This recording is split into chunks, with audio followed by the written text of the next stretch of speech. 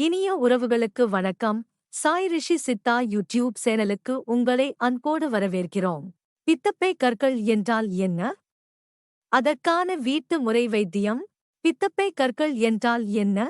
ஆயுர்வேத அம்சத்தின்படி பித்தப்பை கற்கள் பிட்டாஷ்மரியுடன் தொடர்புடையவை. ஆஷாம்ரி என்ற சொல் ஆயுர்வேத நூல்களில் விவரிக்கப்பட்டுள்ள ஒரு கல்லை குறிக்கிறது.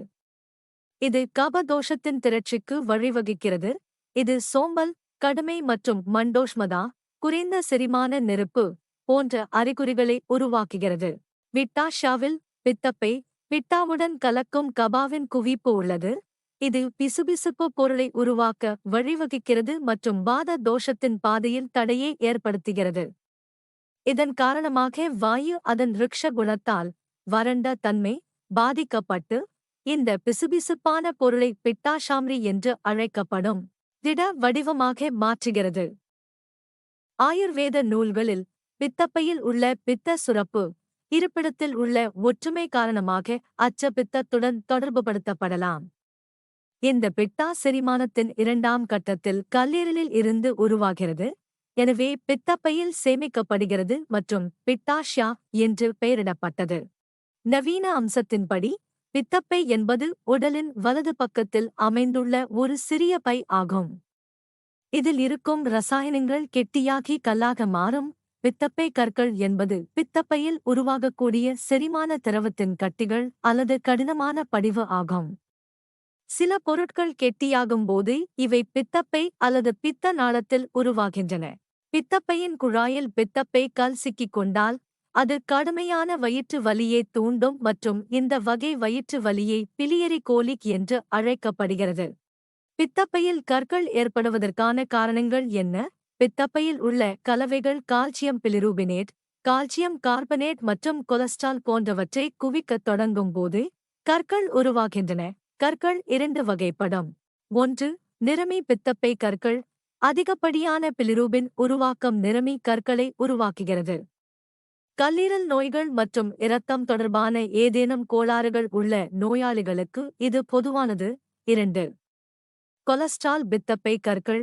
பித்தப்பையில் அதிகப்படியான கொலஸ்ட்ரால் குவிந்து பித்தப்பையில் கொலஸ்ட்ரால் கற்கள் உருவாகிறது. ஆபத்து காரணிகள். உடல் பருமன், பெண்கள், குறிப்பாக குழந்தைகளை பெற்றவர்கள், வயது 40க்கு மேல். பித்தப்பை கற்களின் அறிகுறிகள் என்ன? ஆரம்பத்தில் பித்தப்பை கற்கள் எந்த அறிகுறிகளையும் ஏற்படுத்தாது. ஆனால் கல் ஒரு குழாயில் தங்கினால் அது ஒரு அடைப்பை ஏற்படுத்தலாம். இது பல்வேறு அறிகுறிகளை உள்ளடக்கியது. அடிவயிற்றில் கடுமையான வலி, மத்திய பகுதி அல்லது அடிவயிற்றின் மேல் வலது பகுதி, தோள்பட்டை கத்திகளுக்கு இடையில் முதுகுவலி, குமட்டல் அல்லது வாந்தி. பிற பொதுவான அறிகுறிகள் விரைவான இதயத் துடிப்பு, பசி இழப்பு, அதிக காய்ச்சல், தொடர்ந்து வலி, தோல் மற்றும் கண்களில் மஞ்சள் நிறம், குளிர், வயிற்றுப்போக்கு, குழப்பம். பித்தப்பை கற்களுக்கான வீட்டு வைத்தியம் என்ன? 1.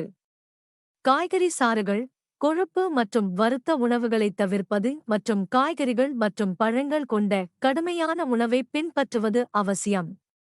காய்கறிகளை உட்கொள்வதை அதிகரிப்பது பித்தப்பையில் கற்கள் உருவாகும் அபாயத்தை குறைக்கிறது என்று ஒரு ஆய்வு முடிவு செய்துள்ளது. வெள்ளரி, கேரட், பீட்ரூட் ஆகியவற்றில் இருந்து தயாரிக்கப்படும் காய்கறி சாறு பித்தப்பை கற்களுக்கு நல்ல மருந்தாகும். பீட்ரூட் கல்லீரலை சுத்தப்படுத்த உதவுகிறது மற்றும் பித்தப்பைக்கு வலிமை அளிக்கிறது. வெள்ளரிக்காயில் அதிக நீர்ச்சத்து உள்ளது. சிறந்த மற்றும் பயனுள்ள முடிவுகளுக்கு 2 வாரங்களுக்கு இந்த தீர்வை பின்பற்றவும். 2. பால் நெரிஞ்சில். பால் நெரிஞ்சில் பித்தப்பையில் உள்ள மற்ற நல்ல வீட்டு வைத்தியம் ஆகும். ஏனெனில் பால் டிஸ்டில் ஃபிளாவனாய்டுகள் ஆக்சிஜனேற்றிகளாக செயல்படுகின்றன மற்றும் கல்லீரலை சரிசெய்ய உதவுகிறது. கொழுப்பு கல்லீரல். கல்லீரல் ஈரல் அழற்சி, ஆல்கஹால் மற்றும் வைரஸ் ஹெப்படைட்டிஸ் ஆகியவற்றை நிர்வகிப்பதை உள்ளடக்கிய கல்லீரலில் பல்வேறு ஆரோக்கிய நன்மைகள் உள்ளன. மலமிளக்கியாக இருப்பதால் பித்த உற்பத்தியை தூண்டுகிறது. பித்த உற்பத்தி அதிகரிப்பது பித்தப்பை கற்களை வெளியேற்றி வீக்கமடைந்த பித்தப்பையை ஆற்றும். நொறுக்கப்பட்ட பால் டிஸ்டில் விதைகளை 3 கப் தண்ணீரில் கொதிக்க வைத்து 20 நிமிடங்கள் ஊற வைக்கவும். அதை வடிகட்டி சுவைக்கு தேன் சேர்க்கவும். பயனுள்ள முடிவுகளுக்கு ஒரு நாளைக்கு 3 முதல் 4 முறை குடிக்கவும். 3. மிளகுக்கீரை புதினா.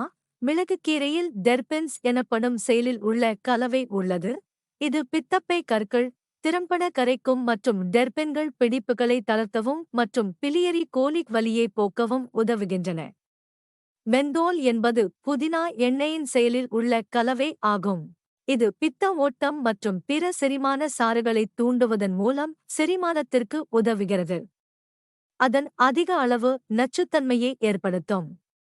எனவே, ஒரு கப் தண்ணீரை கொதிக்க வைத்து அதில் காய்ந்த புதினா இலைகளை சேர்க்கவும். 5 முதல் 10 நிமிடங்கள் ஊற வைத்து அதில் சிறிது தேன் சேர்க்கவும்.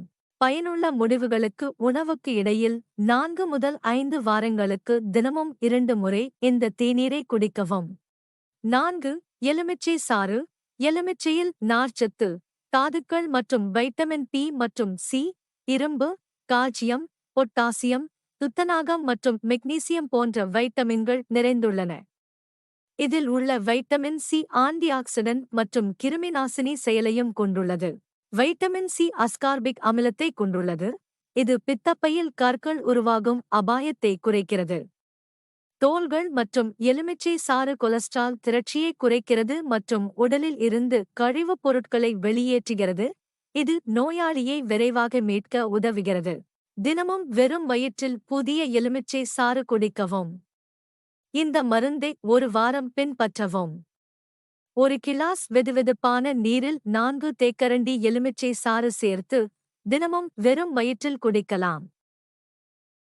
5. ஆமணக்கு எண்ணெய். ஆமணக்கு எண்ணெய் பித்தப்பை கற்களின் எண்ணிக்கையை குறைக்க உதவுகிறது. இந்த எண்ணெயில் அழற்சி எதிர்ப்பு பண்பு உள்ளது. இது உட்புற வீக்கம் மற்றும் வீக்கத்தை நடுநிலையாக்குகிறது. எலுமிச்சை மற்றும் ஆமணக்கு எண்ணெய் கலவையானது பித்தப்பை கற்களை கரைப்பதில் மிகவும் வெற்றிகரமானது என்று ஆராய்ச்சியாளர்கள் தெரிவித்தனர். எடுத்துக்கொள்ள வேண்டிய உணவுகள். அதிக நார்ச்சத்து நிறைந்த உணவை உட்கொள்ளுங்கள். சிறிய அளவிலான உணவுகளை எடுத்துக் கொள்ளுங்கள் மற்றும் பெரிய உணவை தவிர்க்கவும். ஏனெனில் சிறிய அளவிலான உணவுகள் எளிதில் செரிமானமாகும். இது பித்தப்பை கற்களின் அபாயத்தை குறைக்கிறது. சரியான நேரத்தில் உணவை உட்கொள்ளுங்கள். காலை உணவு காலை 9:30 மணிக்கு முன். மதிய உணவு மதியம் 1 மணிக்கு முன் மற்றும் இரவு உணவு இரவு 8:30 மணிக்கு முன். சரியான உணவு நேரங்கள் பல்வேறு உடல்நலம் தொடர்பான சிக்கல்களை தடுக்க உதவும். நீங்கள் தவிர்க்க வேண்டிய உணவுகள். கொழுப்பு நிறைந்த உணவை உட்கொள்வதை குறைக்கவும். வறுத்த உணவுகளை தவிர்க்கவும். காஃபின் கொண்ட பொருட்கள் மற்றும் அதிக கொழுப்பு கொண்ட பால் பொருட்களை உட்கொள்வதை தவிர்க்கவும். முக்கிய குறிப்பு. பித்தப்பை கல் நீக்குவதற்கு அறுவை சிகிச்சை மட்டுமே தீர்வு அல்ல. அவை சூழ்நிலைகளுக்கு ஏற்ப மாறுபடும். தீவிர பாதிப்பு ஏற்படும் எனில் அறுவை சிகிச்சை பயன்படலாம். ஆனால் பெரும்பாலும் முறையான வாழ்வியல் முறை மற்றும் சிறந்த மருத்துவ முறைகளை பின்பற்றினால் இயல்பாகவே பித்தப்பை கல்லை கரைத்து தீர்வு காண இயலும். ஆயுர்வேத மற்றும் சித்த மருத்துவ முறைப்படி பித்தப்பை கற்களுக்கு தீர்வு உண்டு. சிறந்த தீர்வுக்கு மிகவும் அனுபவம் வாய்ந்த மருத்துவரை அணுகலாம். இதுபோன்ற பாதிப்பில் உள்ளவர்கள் சாய் ரிஷி சித்தா மற்றும் ஆயுர்வேதிக் கிளினிக் தொடர்பு கொண்டு பயன் பெறலாம். Thank you for watching. For more videos like comment and subscribe to our YouTube channel and press the bell icon for instant updates.